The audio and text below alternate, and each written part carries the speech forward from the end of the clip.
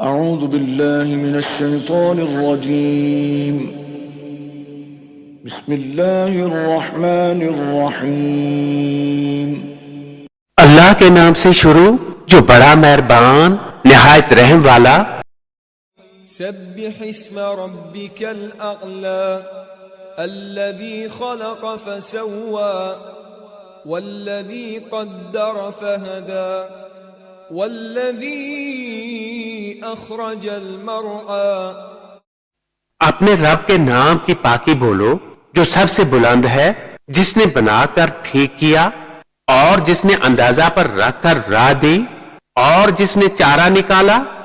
فجعله غثاء أحوى سنقرئك فلا تنسى إلا ما شاء الله إنه يعلم الجهر وما يخفى وَنُيَسِّرُكَ لِلْيُسْرَى۔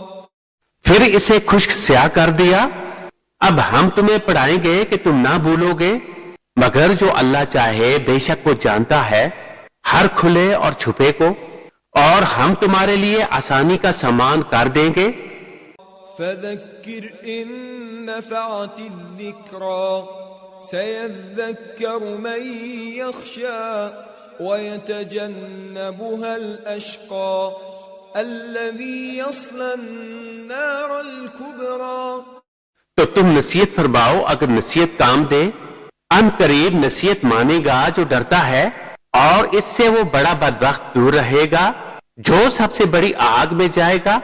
ثُمَّ لَا يَمُوتُ فِيهَا وَلَا يَحْيَا قَدْ أَفْلَحَ مَن تَزَكَّى وَذَكَرَ اسْمَ رَبِّهِ فَصَلَّى بَلْ تُؤْثِرُونَ الْحَيَاةَ الدُّنْيَا۔